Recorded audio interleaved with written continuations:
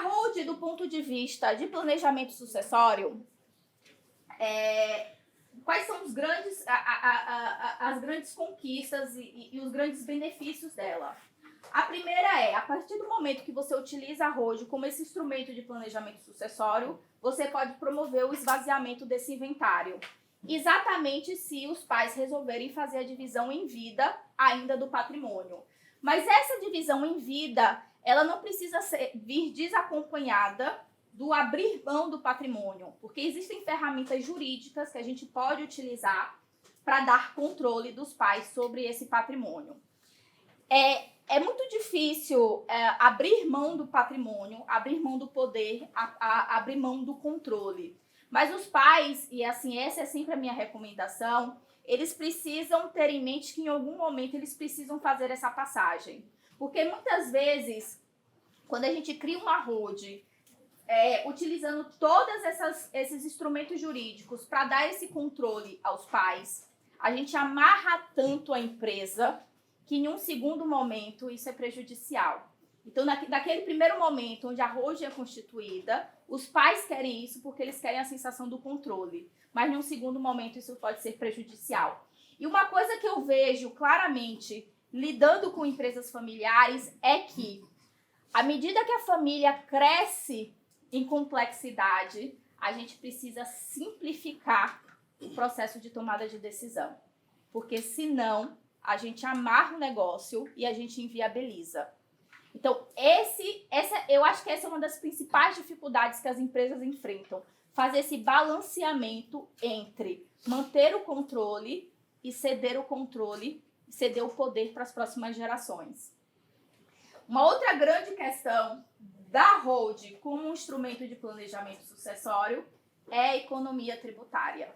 Então, quando a gente pensa em sucessão familiar, a gente pode esperar aí em um processo de inventário 8% de TCMD, custas judiciais que podem chegar aí até R$12 mil, se eu não me engano, a tabela atual, honorários de advogados, honorários advocatícios, que via de regra é um percentual em cima do patrimônio. Então, uma série de custos que vão abocanhar aí, como a gente falou, de cerca de 20%, 30% do patrimônio. E quando a gente utiliza essa holding como um instrumento de planejamento sucessório, a gente consegue reduzir isso. A conta não é barata, mas é muito mais barata do que se deixar para frente. Um outro aspecto também que é importante e que é muito valorado pelas famílias é a questão da blindagem familiar. É você conseguir colocar cláusulas de restrição em cima desse patrimônio para que a família estendida, a família agregada, não tenha em nenhuma hipótese direito sobre esse patrimônio. E aí, juridicamente, os advogados que estão aqui conhecem bastante, que é a cláusula de incomunicabilidade. É quando os pais gravam o patrimônio com essa cláusula, exatamente para que os seus genros, as suas noras, em nenhuma hipótese, possa ter acesso a esse patrimônio. E, por fim, a exposição da família. Quando a gente é sócio de uma empresa e o nosso CPF está ali diretamente vinculado a essa empresa, naturalmente, a gente tem uma maior exposição. Então, infelizmente, a empresa deveria ter responsabilidade limitada. Mas o que a gente encontra, infelizmente, na legislação brasileira é um amplo espaço para que o CNPJ seja desconsiderado e se chegue até o patrimônio dos sócios.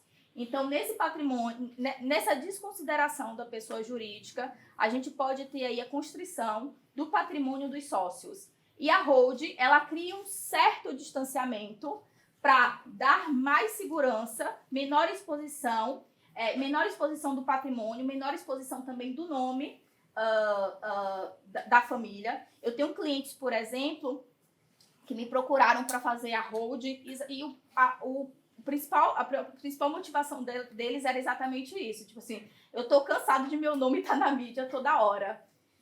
Porque o negócio dele tinha uma alta exposição. Então, a holding ela pode servir também para dar essa blindagem para a família.